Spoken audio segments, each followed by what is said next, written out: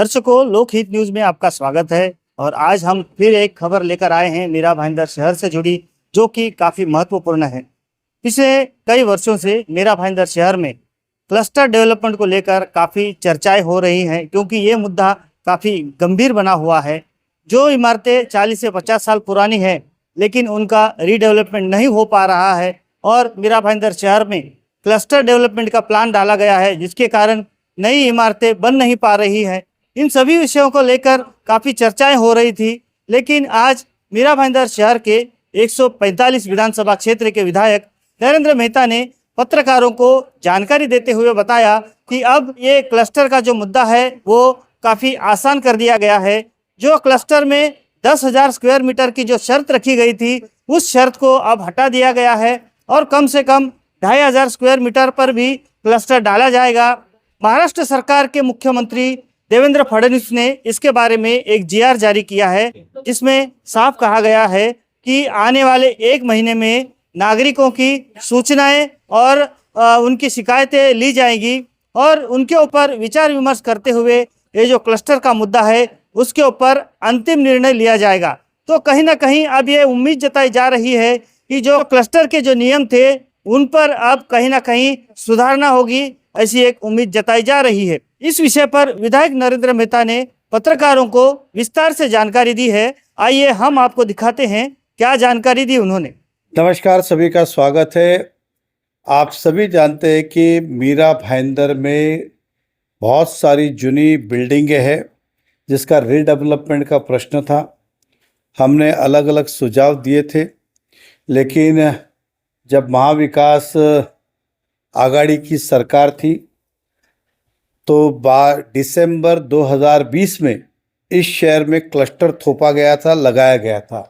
और उस समय भारतीय जनता पार्टी ने आंदोलन भी किया था कि क्लस्टर हटाओ, शहर बचाओ। लेकिन उस समय के हमारे वर्तमान के सभी विधायकों ने बात नहीं सुनी और पूरे शहर को खड्डे में डाला और करोड़ों नहीं अरबों रुपए का लॉस उसके कारण इस शहर की जनता को भुगतना पड़ा।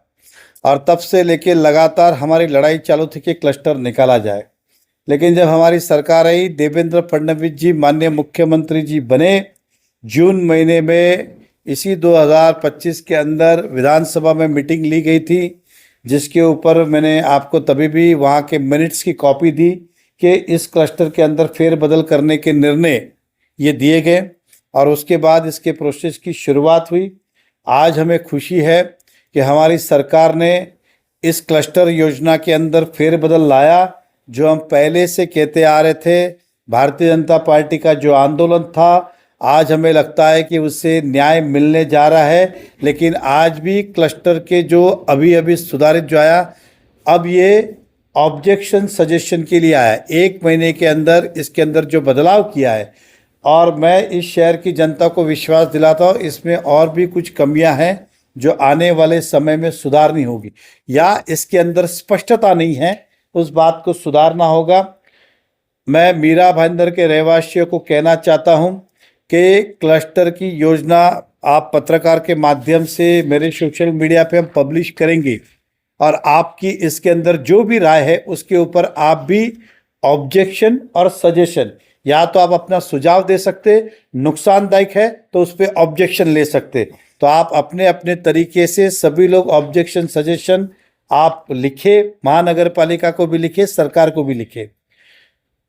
इसके अंदर अब जो निर्णय लिया गया है कि अब जो क्लस्टर 10,000 मीटर का जो था वो 2,500 मीटर के ऊपर भी किया जा सकता है। ओरिजिनल क्लस्टर जो है 10,000 मीटर का, उसके फायदे अलग है, 2,500 मीटर के फायदे अलग है। 2,500 मीटर में ये कहा गया है कि आपकी जितनी बिल्डिंग है वो 2 गुना एफएसआई है, 3 गुना एफएसआई है, 4 गुना एफएसआई जो भी है और क्लस्टर से प्रभावित है, उसके अंदर आपको आधी एफएसआई एक्स्ट्रा मिलेगी। मतलब अगर आपने 3 एफएसआई यूज़ किया है तो एक पे आधी, मतलब 4.5 एफएसआई आपको मिलेगी। लेकिन इसके अंदर कंडीशन है कि ज़्यादा से ज़्यादा 4 तक। अगर 2 एफएसआई आपने वापरी, आधी एक्स्ट्रा, तो एक के ऊपर आधी, दूसरे पे आधी, तो 3 हो गई, तो आपको 4 तक मिलेगा। अब 4 तक मिलेगा। लेकिन जो एक्स्ट्रा एफएसआई एक जो है उसमें 50% घर सोसाइटी या बिल्डर के होंगे, 50% घर महानगर पालिका को फ्री में बनाने के देने होंगे। इस प्रकार का ये योजना के अंदर बदलाव किया गया है। दूसरा इसमें कहा है कि धोखादायक बिल्डिंग होनी चाहिए या कम से कम 30 साल होना चाहिए और ये 2500 मीटर का प्लॉट मिनिमम हो। तो 2500 मीटर के प्लॉट में मिनिमम में हमें कोई तकलीफ नहीं है, लेकिन अगर 2500 मीटर के प्लॉट में इसमें लिखा है कि कम से कम 5 बिल्डिंगें हो, अगर 3 बिल्डिंग होंगे तो क्या करेंगे? इसलिए ये 3 हो कि 2 हो कि 4 हो, अगर 2500 मीटर का प्लॉट है तो उसको क्लस्टर के अंदर बेनिफिट देना चाहिए, तभी जाके लोगों का समाधान होगा, नहीं तो वो होगा नहीं। लेकिन आज खुशी इस बात की है कि अब यह आया है तो मुझे विश्वास है कि जो हम सुधारना देंगे सरकार उसको सुन के इसमें बदलाव करेंगे।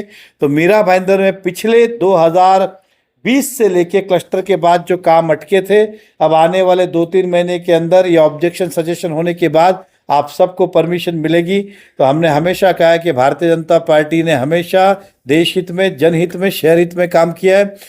जो लोगों ने क्लस्टर लाया, मतलब ये हो गया जिन्होंने बीमारी दी थी, आज वही हमें दवा देने का नाटक कर रहे। सही मायने में बीमारी आपने दी, दवा हम लेके आए सरकार के माध्यम से, और आपको करना ही था। तो 2.5 साल आपके मुख्यमंत्री भी थे, आप भी थे, कर लेते। आप बीजेपी के मुख्यमंत्री आने का राह देख रहे थे क्या? तो प्योरली देवेंद्र फडणवीस जी के आदेश के ऊपर, क्योंकि आप जानते हैं किसी भी राज्य का मुखिया कौन होता है तो वो मुख्यमंत्री जी होते हैं। और ये देवेंद्र फडणवीस जी के आदेश के बाद, क्योंकि उनके आदेश के बाद फिर कुछ बचता नहीं है, कोई भी उससे ना नहीं कह सकता, एक बार उनका अंतिम आदेश हुआ तो उसी आदेश के अनुसार आज क्लस्टर के अंदर सुधारना का प्रस्ताव किया है। ऑब्जेक्शन सजेशन ये इसलिए किया जाता है कि कुछ रह गया हो तो आप बताइए, जो जनहित में उसको सुधारा जा सकता है। तो मैं हमारी सरकार का दिल से धन्यवाद व्यक्त करता हूँ। तो देखा आपने, मीरा भाईंदर शहर के विधायक नरेंद्र मेहता ने जानकारी देते हुए बताया कि जो क्लस्टर के जो विषय पर महाराष्ट्र सरकार ने निर्णय लिया है कि आने वाले 1 महीने के अंदर नागरिकों के सुझाव और शिकायतें प्राप्त की जाएंगी, उसके ऊपर चर्चा होगी और अंतिम निर्णय अगले 2 महीने में होने की उम्मीद उन्होंने जताई है। और उन्होंने यह भी कहा है कि चाहे कोई भी राजनीतिक श्रेय लेने की कोशिश करे, लेकिन महाराष्ट्र में देवेंद्र फडणवीस की सरकार है और हमने अपनी कोशिशों से ये क्लस्टर के मुद्दे पर अब ये निर्णय लिया है और जल्द ही मीरा भाईंदर शहर वासियों को क्लस्टर का जो समस्याएं थी क्लस्टर के बारे में, वो समस्या है अब नहीं रहेंगी और आने वाले दिनों में जो सोसाइटियां रीडेवलपमेंट करना चाहेंगी उनके लिए ये काफ़ी आसान हो जाएगा, ऐसा उन्होंने कहा है। साथ ही हम भी मीरा भाईंदर शहर वासियों को ये आह्वान करना चाहेंगे कि क्लस्टर डेवलपमेंट के बारे में आपकी कोई शिकायतें होंगी या कोई आपके सुझाव होंगे तो जल्द से जल्द मीरा भाईंदर महानगर पालिका के आयुक्त के पास अपनी शिकायतें और सुझाव दर्ज करें, या फिर आप महाराष्ट्र सरकार के अर्बन डेवलपमेंट डिपार्टमेंट से या फिर कोकण विभाग के कमिश्नर से भी आप संपर्क करके अपने सुझाव और शिकायतें दे सकते हैं। इस बारे में आगे जो भी अपडेट्स होंगी हम आपको समय समय पर बताते रहेंगे। आप बने रहिए हमारे साथ, देखते रहिए लोकहित न्यूज़ चैनल। धन्यवाद।